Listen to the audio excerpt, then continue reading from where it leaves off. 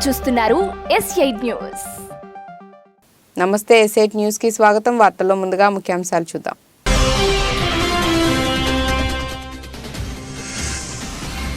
Balochistan province లోని జైష్-ఉల్ అదిల్ ఉగ్ర సంస్థ స్థావరాలను ధ్వంసం చేసిన ఇరాన్.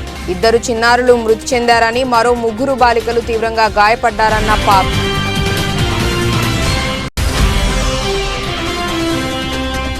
అభివృద్ధి విషయంలో నక్సలైట్లతో వీడియో కాల్ మాట్లాడేందుకు రెడీ. ప్రజాస్వామ్యమే ప్రపంచంలోని అత్యుత్తమ పరిపాలనా వ్యవస్థ అన్న Chhattisgarh deputy CM Vijay Sharma.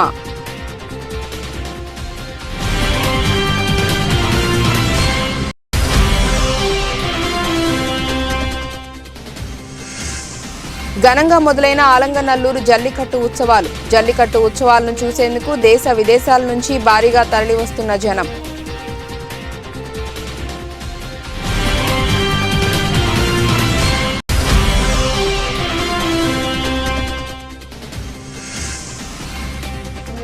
పాలసముద్రంలో NACIN కేంద్రాన్ని ప్రారంభించిన ప్రధాని మోదీ. హాజరైన సీఎం జగన్.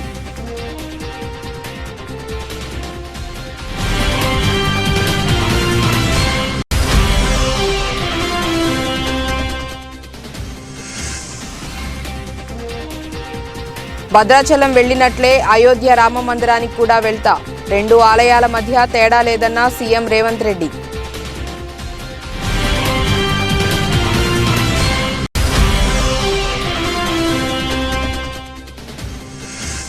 బుధవారం భారీ నష్టాలతో ప్రారంభమైన దేశీయ స్టాక్ మార్కెట్ సూచీలు 199 పాయింట్లు తగ్గి 21,833 వద్ద కొనసాగుతోన్న నిఫ్టీ.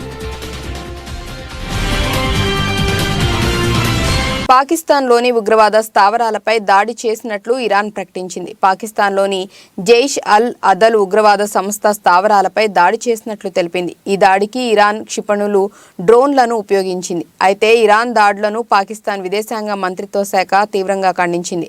దాడిలో 2 అమాయక పిల్లలు చనిపోయారని, మరో 3 బాలికలు గాయపడ్డారని వెల్లడించింది. ఇది పాకిస్తాన్ సార్వభౌమాధికారాన్ని ఉల్లంఘించటమేనని, ఈ దాడి తీవ్ర పరిణామాలకు దారితీస్తుందని హెచ్చరించింది. గాజాలో ఇజ్రాయిల్, హమాస్ మిలిటెంట్లకు మధ్య జరుగుతున్న యుద్ధం మరింత విస్తరించే అవకాశం ఉన్న క్రమంలో ఈ దాడులు చోటు చేసుకున్నాయి. మరోవైపు సోమవారం ఇరాకీ నగరం ఇర్బిల్లోని యుఎస్ కాన్సులర్ కాంపౌండ్కు సమీపంలో ఉన్న ఇజ్రాయెల్ గూఢచారి ప్రధాన కార్యాలయం తీవ్రవాద ఇస్లామిక్ స్టేట్ గ్రూప్తో సంబంధం ఉన్న లక్ష్యాలపై కూడా ఇరాన్ క్షిపణులను ప్రయోగించింది. ఇరాన్ దాడికి ఇరాక్ కూడా ఖండించింది.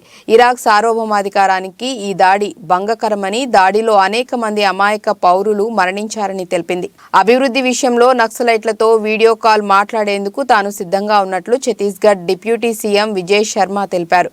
ప్రజాస్వామ్యమే ప్రపంచంలోని అత్యుత్తమ పరిపాలనా వ్యవస్థ అని ఆయన అన్నారు. రాయ్పూర్లో మీడియాతో మాట్లాడుతూ నక్సల్స్తో వీడియో కాల్ మాట్లాడేందుకు సిద్ధంగా ఉన్నామని, వాళ్లు ప్రభుత్వం ముందుకు రాలేని పక్షంలో తాను వీడియో కాల్ చేసేందుకు రెడీగా ఉన్నట్లు చెప్పారు. అభివృద్ధిని ఎందుకు అడ్డుకుంటున్నారో కారణం చెప్పాలని అన్నారు. ప్రజాస్వామ్య వ్యవస్థలో ఏ ప్రభుత్వం నక్సల్స్ను వాడుకుందో వాళ్లే చెప్పాలని ఆయన పేర్కొన్నారు. ఆ రాష్ట్ర హోంశాఖ బాధ్యతలు కూడా విజయ్ శర్మ వద్దే ఉన్నాయి. నక్సల్స్ గురించి ప్రశ్న వేసిన సమయంలో ఆయన మాట్లాడుతూ రోడ్లు, బ్రిడ్జిల నిర్మాణాన్ని నక్సల్స్ వ్యతిరేకిస్తున్నారంటున్నారు. కానీ ఇటీవల రోడ్లు కావాలంటూ వాళ్లు కరపత్రాలను జారవిడిచారని గుర్తు చేశారు.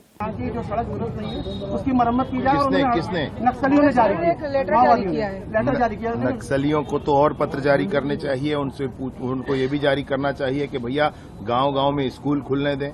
जंगलों के अंदर जो लोग रहते हैं उन नौजवानों से नारायणपुर जाकर के उस दिन मैं मिला हूं अबूझबाड़ के लोगों से. वह भी चाहते हैं कि हम बंबई में हीरो बनकर आए. वह भी ये चाहते हैं कि हमको हमारे गांव की उन्नति हो. क्यों रोक कर बैठे हैं सारी बातों को? यही तो हम जानना चाहते हैं. क्यों रोक कर बैठे? सारा विकास अवरुद्ध हो जाता है. वो पूरी जनता बंधक के नाते है. ऐसे नहीं होना चाहिए. तो बातचीत करेंगे आप? बातचीत करेंगे क्या? मैंने कहा वीडियो कॉल पर भी मैं बात करने को तैयार हूं. मैंने ये कहा भाई सामने नहीं आ सकते हैं तो वीडियो कॉल पर मैं तैयार हूं. मसला ये है, कारण तो बताएं. मैं नहीं, आप बात कर लीजिए. मैं आपसे कहता हूं आप बात कर लीजिए. पूछिए तो कारण क्या है विकास को अवरुद्ध करने का. कौन सी ऐसी सरकार है जो शोषित करती है लोगों को? बताएं कोई. लोकतंत्र है भाई, लोकतंत्र है. लोकतंत्र में राजनीतिक पार्टियां होती हैं, सरकारें बनती हैं और उसी तरीके से चलता है. सब शासन चलाने का सबसे अच्छा तंत्र दुनिया में लोकतंत्र है। आपको राजतंत्र चाहिए पुराना वाला? आपको चीन जैसी व्यवस्था चाहिए माओवादियों की, कम्युनिस्टों की? नहीं चाहिए ना। क्या चाहिए? लोकतंत्र चाहिए ना। ऐसे स्वतंत्रता से आप मुझसे पूछ सकें और मैं निर्भीकता से आपके साथ बात कर सकूं, ये लोकतंत्र है भाई। उस लोकतंत्र को खत्म कर देना चाहते हैं। माननीय अटल बिहारी वाजपेयी जी ने सदन में कहा है कि सरकारें आएंगी जाएंगी, पार्टियां बनेंगी बिगड़ेंगी, देश का लोकतंत्र अमर रहना चाहिए। बहुत बहुत అయోధ్యలో ఈ నెల 22న శ్రీరాముడి ప్రాణ ప్రతిష్ఠ జరగనుంది. ఈ కార్యక్రమాన్ని కన్నుల పండుగగా నిర్వహించేందుకు ఇప్పటికే దాదాపు అన్ని ఏర్పాట్లు పూర్తయ్యాయి. ఈ నేపథ్యంలో శ్రీరాముడి కోసం ప్రత్యేకంగా నేసిన వస్త్రాలను ఉత్తరప్రదేశ్ ముఖ్యమంత్రి యోగి ఆదిత్యనాథ్ గత రాత్రి రామ జన్మభూమి తీర్థక్షేత్ర ట్రస్టుకు అందజేశారు. ఈ ప్రత్యేక వస్త్రాలను ఏకంగా 12 లక్షల మంది భక్తులు నేశారు. మహారాష్ట్రలోని పూణేకు చెందిన heritage hand weaving రీవైవల్ charitable trust శ్రీరాముడి కోసం 2 పోగుల పేరుతో ఓ కార్యక్రమాన్ని చేపట్టింది. అందులో భాగంగా పూణే జిల్లాలోని చేనేత కార్మికులందరూ తలో చేయి వేసి ఈ వస్త్రాలు నేశారు.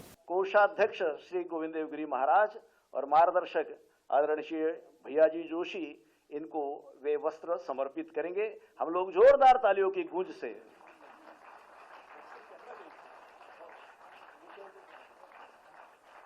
आदरणीय मुख्यमंत्री महोदय के कर कमलों द्वारा यह वस्त्र राम जन्मभूमि न्यास के कोषाध्यक्ष और मार्गदर्शक इनको समर्पित हो रहा है। आपके सम्मुख एक बार जोर से गगन गुंजाने वाली तालियां होनी चाहिए।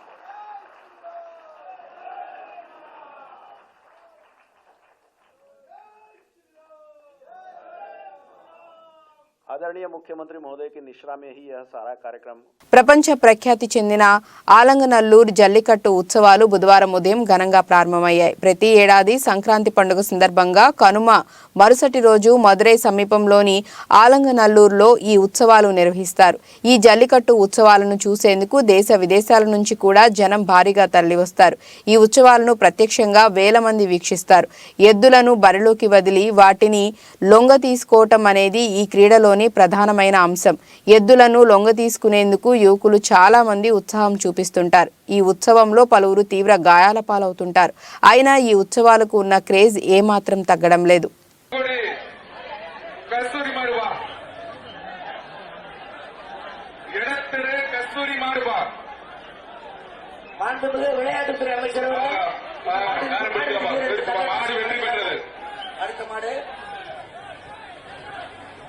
இந்த மாட்டிற்கான தங்க காசினை வழங்கிக்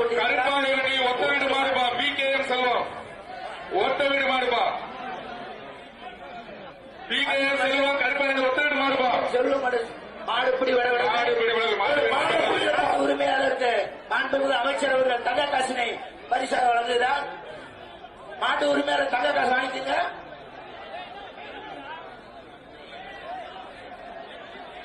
அடுத்ததாக தமிழ்நாடு ஜல்லிக்கட்டு பேரவை சேலம் மாவட்ட தலைவர் செல்லமுத்து வேறாடுபா. இந்த மாட்டிற்கான தங்க காசை மாண்புமிகு விளையாட்டுத்துறை அமைச்சர் அவர்கள் இந்த மாட்டிற்கு தங்க காசை வழங்க இருக்கிறார். அருமை அருமை அருமை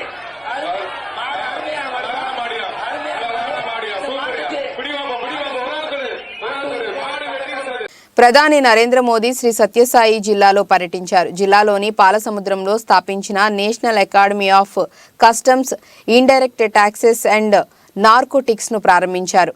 రిమోట్ బటన్ నొక్కి నాసిన్ ను జాతికి అంకితం చేశారు. ఈ ప్రారంభోత్సవ కార్యక్రమంలో కేంద్ర ఆర్థిక మంత్రి Nirmala Sitharaman, AP governor Abdul Nazeer, CM Jagan కూడా పాల్గొన్నారు. ఈ సందర్భంగా ప్రధాని మోదీ ప్రసంగిస్తూ చారిత్రక ప్రదేశంలో నాసిన్ ను ఏర్పాటు చేయటం హర్షణీయమని పేర్కొన్నారు. ఒక గొప్ప సంస్థను ప్రారంభించటం పట్ల ఆనందంగా ఉందని తెలిపారు. గతంలో పన్నుల విధానం గందరగోళంగా ఉండేదని, జీఎస్టీ తీసుకొచ్చి పన్నుల విధానాన్ని సరళీకృతం చేశామని అన్నారు. ప్రజలు చెల్లించే పన్నులు తిరిగి ప్రజల సంక్షేమానికే వినియోగించాలని ఇదే రామరాజ్య సందేశమని మోదీ పేర్కొన్నారు. రామరాజ్య భావన నిజమైన భావన అని మహాత్మా గాంధీ చెప్పారని వెల్లడించారు. కాగా అయోధ్యలో శ్రీరామ విగ్రహ ప్రాణ ప్రతిష్ఠ కోసం 11 రోజుల అనుష్ఠానం చేస్తున్నారని తెలిపారు.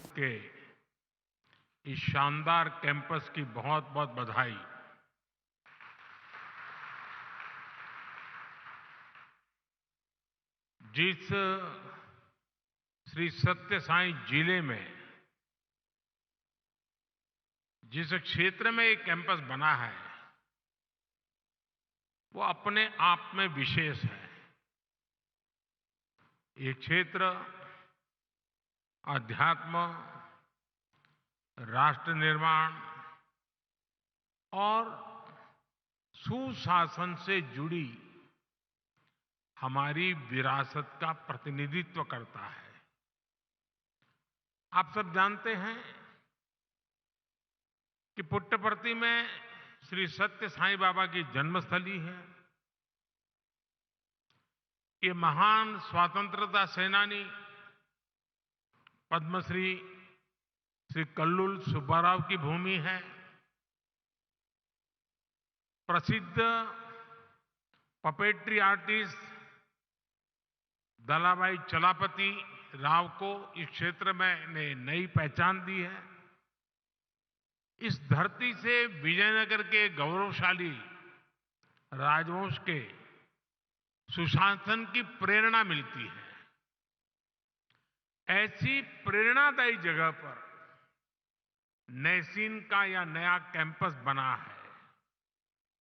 मुझे विश्वास है ये Indian navy chief admiral R Harikumar బుధవారం మహారాష్ట్రలోని పూణేలోని లోనావాలాలో ఐఎన్ఎస్ శివాజీ వద్ద ట్రాన్స్ క్రిటికల్ CO2 ఎయిర్ కండిషనింగ్ ప్లాంట్ను ప్రారంభించారు. ప్లాంట్ ప్రారంభోత్సవంపై నేవీ చీఫ్ మాట్లాడుతూ ఈ trans critical CO2 air conditioning plant ప్రారంభోత్సవంలో ఈ రోజు ఇక్కడకు రావటం సంతోషంగా ఉందని అన్నారు.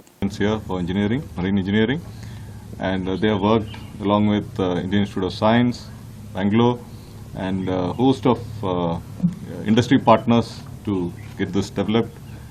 Tata engineers and a whole lot of them who are here. You can interact with them after this. This is a major step towards meeting government's commitment to reduce global warming and the emission of gases which are harmful to the environment. This is a technology which probably existed for they used CO2 as a refrigerant in the 19th century, early 19th century. But that time the technology was not fully developed and it was not efficient enough. And that's why we subsequently shifted to different types, so the CFC, HCFC, HFC, and now we have this team has pioneered the use of. తాను భద్రాచలం వెళ్లినట్లే అయోధ్య రామ మందిరానికి కూడా వెళ్తానని CM Revanth Reddy అన్నారు. రెండు ఆలయాల మధ్య తేడా లేదని అన్నారు. అయోధ్య ఆలయం హిందువుల అందరిది అని బీజేపీకి సంబంధం లేదని వ్యాఖ్యానించారు.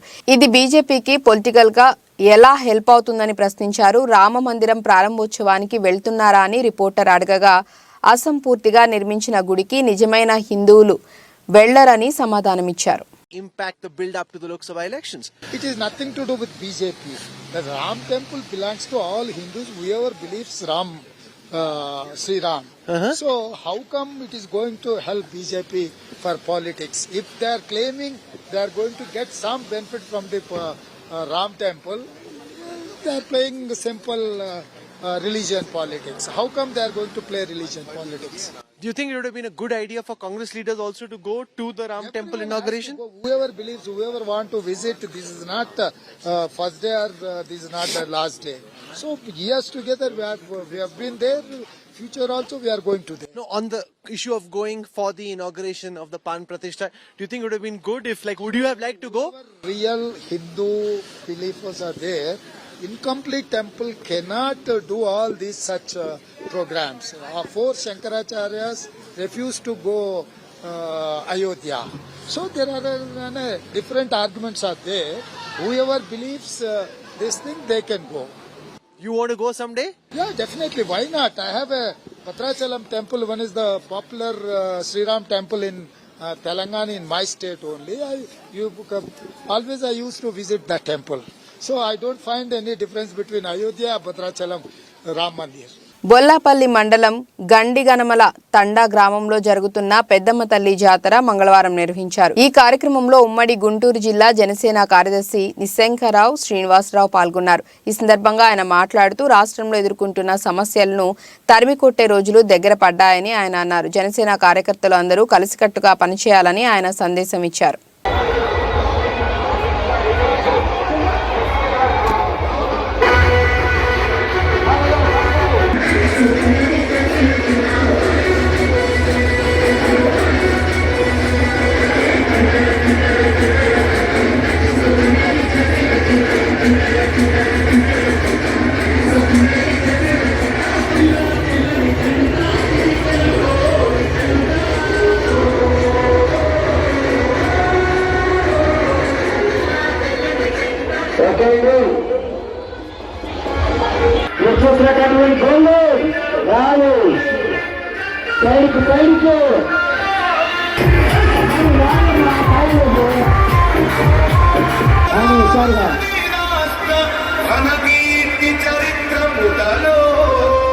ఈ song is by DJ Mahesh Media.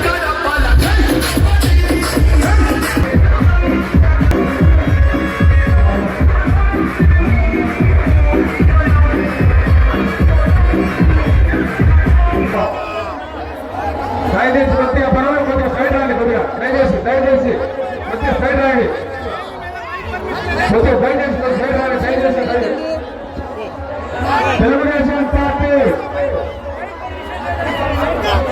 రైతు నాయకులు పెమ్మసాని నాగేశ్వరరావు గారిని వేదిక నిలవాల్సిందిగా కోరుతున్నాం. తెలుగుదేశం పార్టీ మండల అధ్యక్షులు. ఆయిల్ ఫామ్ సాగుపై అవగాహన సదస్సులో పాల్గొన్న ఎమ్మెల్యే డాక్టర్ పటోళ్ల సంజీవరెడ్డి నిజాంపేట్ మండలం దామరచెర్ల గ్రామంలో శివార్లో ఆయిల్ ఫామ్ మొక్కలు నాటి వాటి సాగు విషయాలు ఉద్యానవన అధికారులను అడిగి రైతులకు అవగాహన కల్పించి కొత్త విషయాలు అగ్రికల్చర్ అధికారులు రైతులకు ఎకరాకు 57 మొక్కలు 20 రూపాయలకు ఒకటి ప్రభుత్వం తరపున ఉంటుందని తెలియపరిచారు.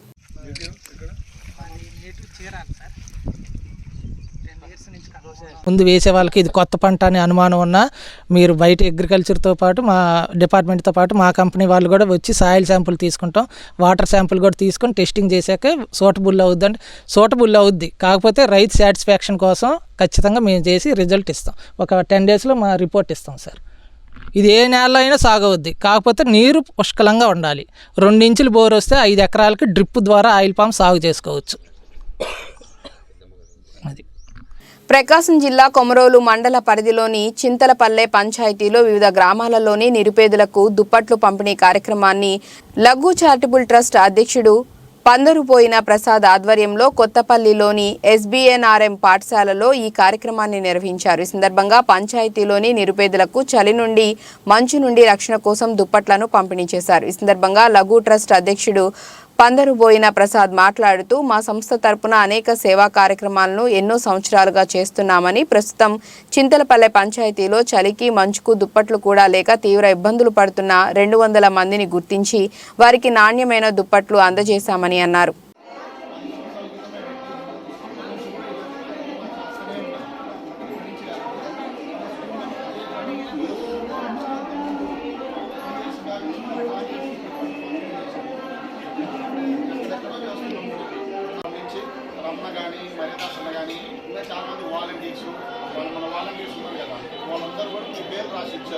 పలానా వాళ్ళకి ఇవ్వచ్చాయా సరే అమ్మా వాళ్ళ లిస్ట్ అంతా పట్టుకురండి అని చెప్పి హనుమంతరాన్ని కల్పించిన ఫ్రెండ్ నాగూరు అనమాట. ఈయన కూడా 4 రోజుల నుంచి ఎవరెవరు వాళ్ళందరినీ కలెక్ట్ చేస్తూ ఉన్నాను. సో ఇంకా అందరూ ఒక మంచి పని చేయడానికి ఇంతమంది సహకరిస్తారనేది నాకు నిజంగా చాలా హ్యాపీ ఇస్తుంది. ఇంతవరకైతే నేను హ్యాపీ. తర్వాత అయితే ముందు కూడా ఇంకా ఏమైనా కార్యక్రమాలు అయితే ఖచ్చితంగా చేయగలుగుతాము. నేను ఒక్కనే అయితే చేయలేను, నాతో పాటు 10 పిల్లలు ఉన్నారు. అందరూ కలిసి అందరి సహకారంతో కొంతమందికి ఏదైనా కొంత చేయాలనేది నా ఉద్దేశం. ఎప్పుడైనా సరే సారు మాత్రం నాకు ఎప్పటి నుంచో ఆయన నేర్పిన బుద్ధులు, ఆయన నేర్పిన నడవడిక అవన్నీ నాకు ఇక్కడే ఉంటాయి. ఇక్కడే ఎన్నో విన్యాసాలు ఉన్నాయి. ఈ బయట మీద కూర్చున్నాము, బెంచులు లేవు, కాళ్ళకు చెప్పులు లేకుండా కూడా ఈ స్కూల్కి వచ్చాను. 10 తక్కువ చెప్పులు దొరుకుతున్నాను నేను. అంటే అనేక చెప్పు కూడా బాగోదు. అట్లా వచ్చినా కాబట్టి మనకు విలువ తెలుస్తుంది. ఎందుకు అభివృద్ధి అట్లా కలిగిన మనిషి ఎవడైతే ఉంటాడో వానికి ఆలోచన అయిపోయింది. ఆదిలాబాద్ బీఆర్ఎస్ జిల్లా అధ్యక్షుడు మాజీ మంత్రి జోగు రామన్న కాంగ్రెస్ పార్టీ నాయకత్వంపై చేసిన ఆరోపణలు హాస్యాస్పదంగా ఉన్నాయని జిల్లా Congress party working president Sridhar అన్నారు. బుధవారం ఉదయం 9 గంటలకు జిల్లా కేంద్రంలో మీడియాతో ఆయన మాట్లాడారు. జిల్లా ఇన్ఛార్జి మంత్రి సీతక్కకు సమస్యలను విన్నవించడానికి వచ్చిన బీఆర్ఎస్ సర్పంచ్లను కాంగ్రెస్ పార్టీ కండువాలు కప్పి చేర్పించుకున్నారని మాజీ మంత్రి చేసిన వ్యాఖ్యలను ఆయన ఖండించారు. మాజీ మంత్రి జోగు రామన్నపై నమ్మకం లేకనే బారాసా కార్యకర్తలు నాయకులు కాంగ్రెస్ పార్టీలో చేరుతున్నారని పేర్కొన్నారు. చేసినటువంటి ఆరోపణలు ఆశాస్పదంగా ఉన్నాయి. అయ్యా జోగురామన్న, మీ పైన, మీ నాయకత్వం పైన, మీ అధిష్టానం పైన నమ్మకం లేకనే మీ బీఆర్ఎస్ పార్టీ నాయకులు మా కాంగ్రెస్ పార్టీ నియోజకవర్గ నాయకులు, మా నాయకత్వం, మా అధిష్టానంతో చర్చలు జరిపిన తర్వాతనే ఆ రోజు ఇన్ఛార్జు మంత్రి సీతక్క గారి ఆధ్వర్యంలో వారిని కండువాలు కప్పి స్వాగతించడం జరిగింది. అయ్యా జోగురామన్న, ఈరోజు మీరు సమస్యలు చెప్పడానికి వెళ్తే వారికి కాంగ్రెస్ పార్టీ కండువాలు కప్పారని చెప్పేసి మీరు మాట్లాడడం విడ్డూరంగా ఉంది, హాస్యాస్పదంగా ఉంది. అయ్యా జోగురామన్న, మరి వారు సమస్యలు చెప్పడానికి వస్తే కండువాలు కప్పినామని చెప్పేసి అంటున్నావు కదా, వారేమైనా సంక్రాంతికి వచ్చే గంగిరెద్దుల? మరి వారికి మెడలు వంచి కండువాలు వేస్తే కూడా మరి నోట్లో వేలు పెట్టి కొరకని పరిస్థితిలో మీ కార్యకర్తలు ఉన్నారా అని చెప్పేసి నేను ఈరోజు మాట్లాడుతా ఉన్నా. మెదక్ జిల్లా రామాయంపేట మున్సిపాలిటీ పరిధిలో 11వ వార్డులో కౌన్సిలర్ చిలుక గంగాధర్ వినూత్న కార్యక్రమాన్ని చేపట్టారు. సంక్రాంతి పర్వదినం పురస్కరించుకొని తన వార్డు పరిధిలోని మహిళా ఓటర్లకు బహుమతుల పంపిణీ కార్యక్రమాన్ని చేపట్టారు. ప్రతి మహిళా ఓటర్కు కూపన్లు పంపిణీ చేసి కౌన్సిలర్ నేడు అందరి సమక్షంలో లక్కీ డ్రా నిర్వహించారు. సుమారు 445 మంది మహిళా ఓటర్లకు ప్రతి ఒక్కరికి పలు రకాల బహుమతులను వారి చేతులతోనే లక్కీ కూపన్ తీయించి ఎవరికి ఏ బహుమతి వస్తే ఆ బహుమతిని అందజేశారు. దీంతో వార్డు సభ్యులు సంతోషం వ్యక్తం చేశారు. ఈ కార్యక్రమంలో మహిళా వార్డు అభివృద్ధి కమిటీ సభ్యులు శ్రవంతి, వల్లకాటి సౌందర్య, కర్రే నవీన, చిలుక స్వామి, శోభారాణి, ప్రణీత, అలేఖ్య, జ్యోతి, చింతల సాయిలు, చింటూ, శీలం వెంకటరెడ్డి, చిలుక యాదగిరి, చిలుక వెంకటేశం, అల్లాడి వెంకటి, మెట్టు గంగారం తదితరులు పాల్గొన్నారు.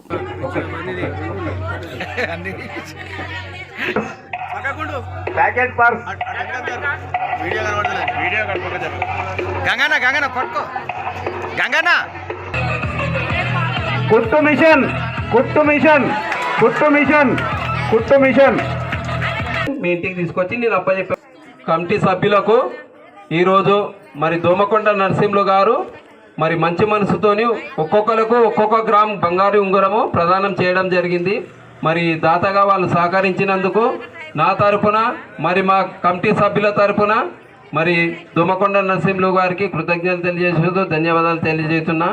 మరి వాళ్ళందరూ మా కమిటీ సభ్యులను మరి దాతలు ఇలా ముందుకొచ్చి సహకరిస్తున్నందుకు వాళ్ళకు కూడా మరి రామాయంపేట పట్టణంలోని 11వ వార్డు పరిధిలో ప్రజలకు సేవ చేయాలనే ఒక సంకల్పంతో వాళ్ళు మంచి పట్టుదలతో ఇంకా ముందుకొచ్చి మరి మీకు సేవ చేయగలుగుతారు.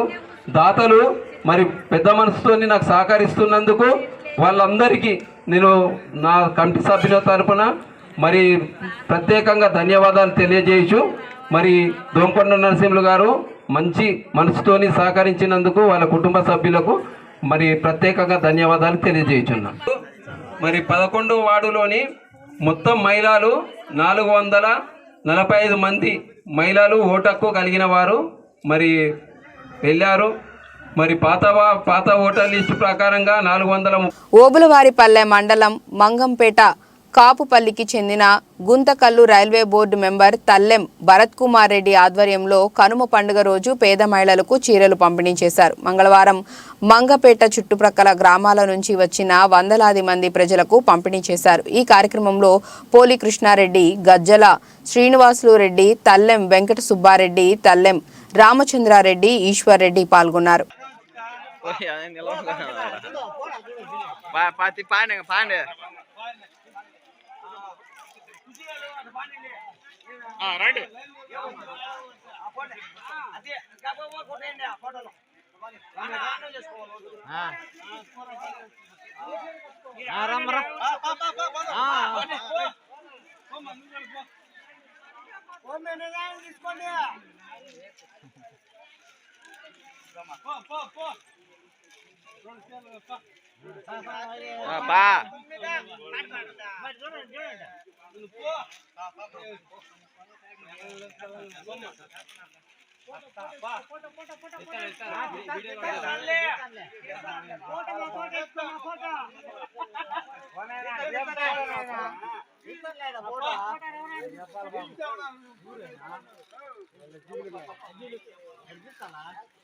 కారేపల్లి మండల పరిధిలోని గాదపాడు గ్రామంలో సంక్రాంతి పండుగను పురస్కరించుకొని నిర్వహించిన ముగ్గుల పోటీలలో గెలుపొందిన విజేతలకు వైరా ఎమ్మెల్యే రామదాసు నాయక్ మంగళవారం రాత్రి బహుమతులు అందజేశారు. ఈ సందర్భంగా ఆయన మాట్లాడుతూ కాంగ్రెస్ ప్రభుత్వంలో ప్రజలకు అనేక సంక్షేమ కార్యక్రమాలను ప్రవేశపెట్టి అందజేస్తామని అన్నారు.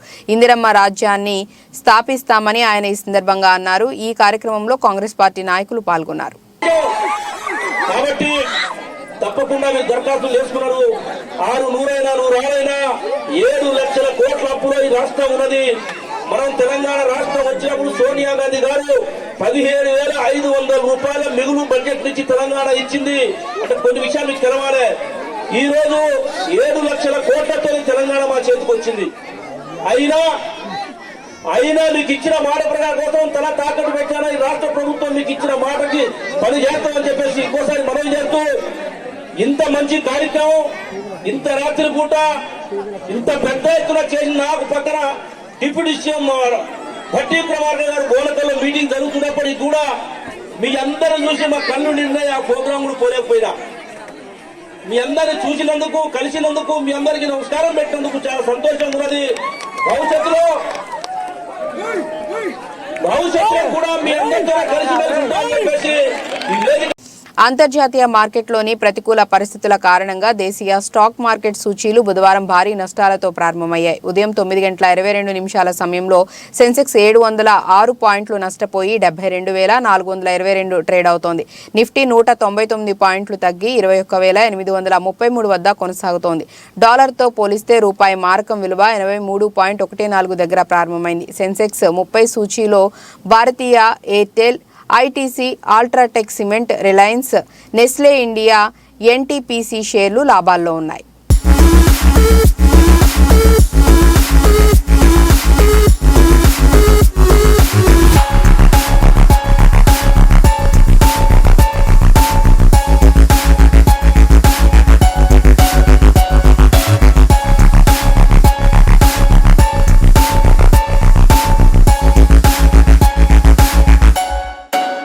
వార్తలు ముగించే ముందు ముఖ్యాంశాలు మరోసారి.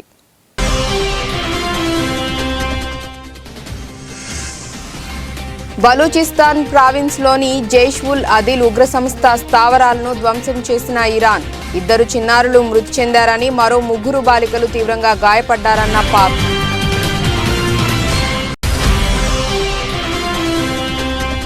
అభివృద్ధి విషయంలో నక్సలైట్లతో వీడియో కాల్ మాట్లాడేందుకు రెడీ. ప్రజాస్వామ్యమే ప్రపంచంలోని అత్యుత్తమ పరిపాలనా వ్యవస్థ అన్న Chhattisgarh deputy CM Vijay Sharma.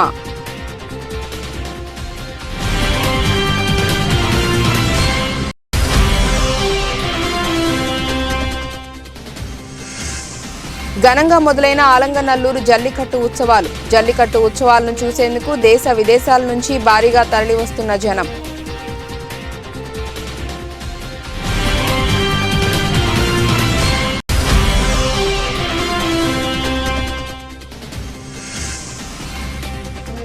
పాలసముద్రంలో NACIN కేంద్రాన్ని ప్రారంభించిన ప్రధాని మోదీ. హాజరైన సీఎం జగన్.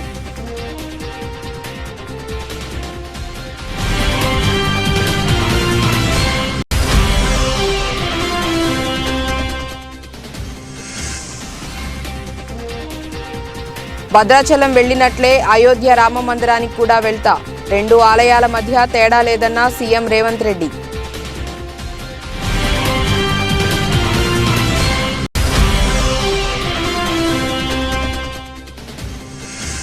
బుధవారం భారీ నష్టాలతో ప్రారంభమైన దేశీయ స్టాక్ మార్కెట్ సూచీలు 199 పాయింట్లు తగ్గి 21,833 వద్ద కొనసాగుతోన్న నిఫ్టీ. ఇకేవి ఇప్పటివరకు అప్డేట్స్. నమస్కారం.